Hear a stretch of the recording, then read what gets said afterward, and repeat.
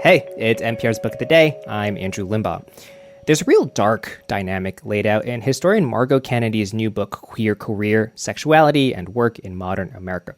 Through interviews with people who were there, the book covers queer people in the workplace starting in the 60s. And I would have figured that if some bigoted boss found out one of their workers was queer, they'd just fire that worker. Instead, according to Canaday, what would often happen is that the boss would use that information as a way of exploiting the queer worker, paying them less, making them do stuff other workers didn't want to do, etc. Canaday spoke with NPR Stacey Vanek Smith about that dynamic, but also about how, in spite of all that, queer people did find meaning and worth in their jobs. This message comes from NPR sponsor Chevrolet. Chevrolet is determined to offer purposeful solutions that can help make driving more accessible for everyone. It's why they created the 2023 Traverse, a great option for people with disabilities. It has style, space, including clever cargo solutions and rear storage for wheelchairs, and hands-free functionalities to help make traveling more comfortable and efficient. Chevy Accessibility, engineered to go forward. Learn more at chevy.com/accessibility. In Margot Canaday's new book, Queer Career, Sexuality and Work in Modern America, Canaday explores how LGBTQ workers' sexuality shaped their professional lives and looks at this idea of work in the U.S., both in terms of the economic opportunity and community it can offer, and also the abuse and oppression that can happen in the workplace. Margot, you start your book out talking to people who were working roughly between 1960 and 1990. This was a moment right after some truly harrowing McCarthy-era purges of gay people from government jobs. Why did you focus on this moment in history? So I think when the public in general thinks about the history of queer people at work, most of that tends to center around the Lavender Scare, and justifiably so. This is this really extreme moment in the mid-20th century related to McCarthyism when gays and lesbians are purged from the civil service. And it's vicious. It's very dramatic. It's a brutal period. But that sort of notion of the Lavender Scare, I think, has led us to think about employment during these years for gay people as characterized by deep hiding. But one of the things that surprised me as I was doing the research for my book is that it was not uncommon that people said to me, "Oh, my boss knew about me." And yet they continued on in their jobs. And so I started to look for that. And what I found was employers, rather than wanting to push these workers away or get them off of their payroll, were keen to take advantage of the vulnerability that these people brought to their jobs. Because, these are workers who could be paid less. They would tolerate work that other people wouldn't. Because they were grateful to, have a job. Exactly. They felt less employable. They felt less employable, and they were less employable. You interviewed, I think, more than 100 people for your book. 150, yeah. 150, all over the country in all different kinds of professions.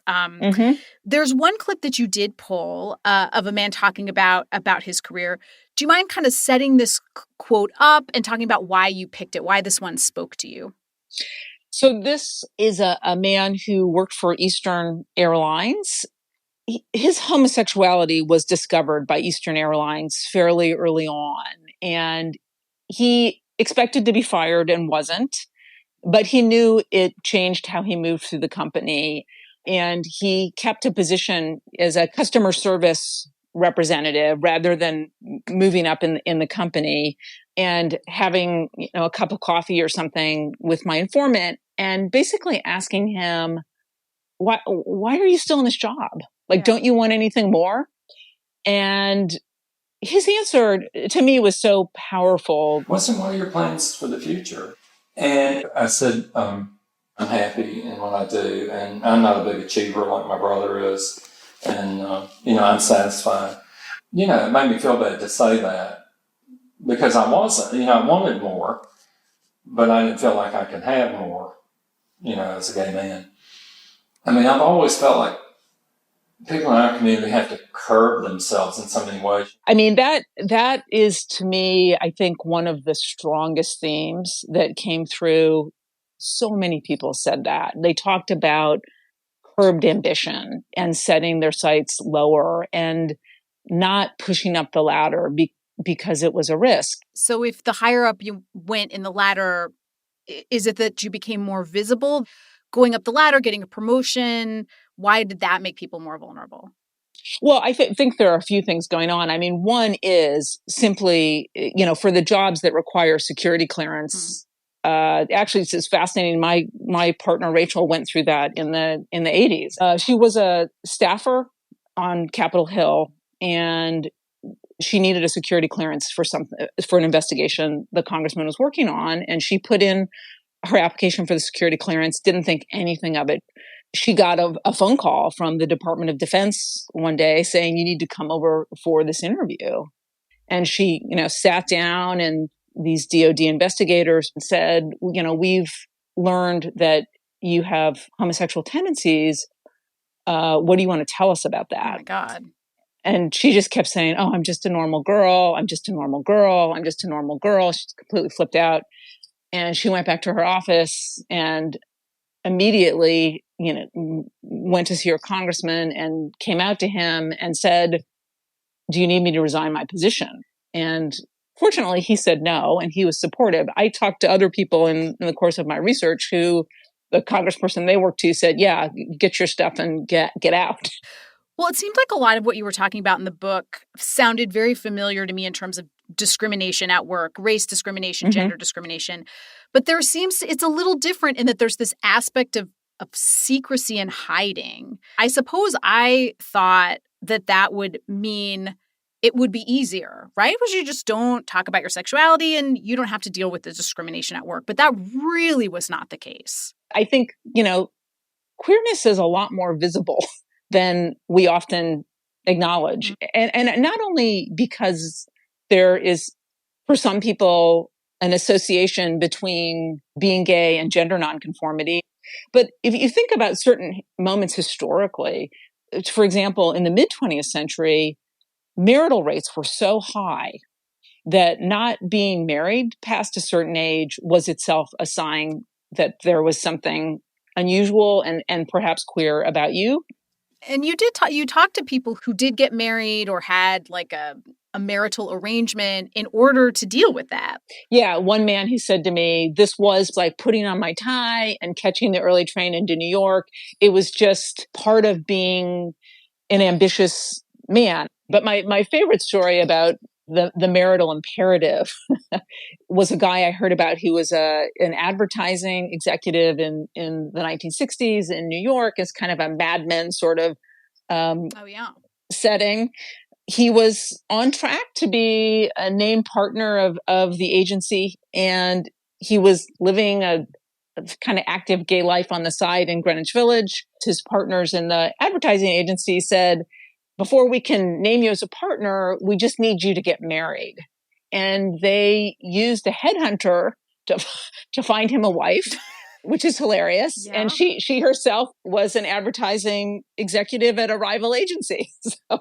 What do you think the effect was on the careers of LGBTQ workers over these decades?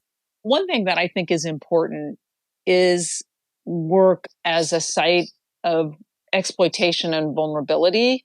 But I also want to hold on to work as a place where people in general and LGBT people too find meaning and community and culture and belonging. I'm thinking of butch lesbians in the 1950s who had factory jobs and, rode their Harley Davidsons to their factory jobs and went to their jobs wearing men's clothes and kept pictures on their workbenches of their girlfriends and what those jobs meant for those women's sense of self. And that was part of why employers didn't care, was because in those settings, they were getting basically women who were doing men's jobs for women's wages. So there it is. I mean, it's the kind of that mixture of exploitation and also meaning and community and identity that's all kind of wrapped up. What are you hoping people will take away from this book? I feel like we're in a moment where understanding this history matters. And, we're in a weird moment that I would not have anticipated. And I think we've moved into a pretty extreme backlash. And, the optimist in me thinks this will be short-lived, that this is an illustration of that adage that a dying mule kicks the hardest. Yeah.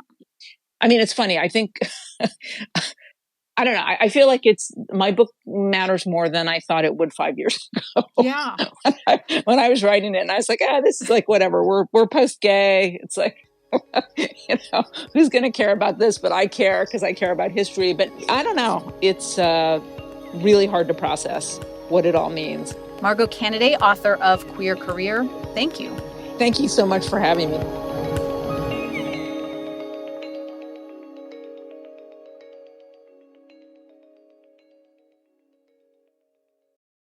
Need to stay up to date on all the news but just can't find the time? Try NPR's new Up First newsletter.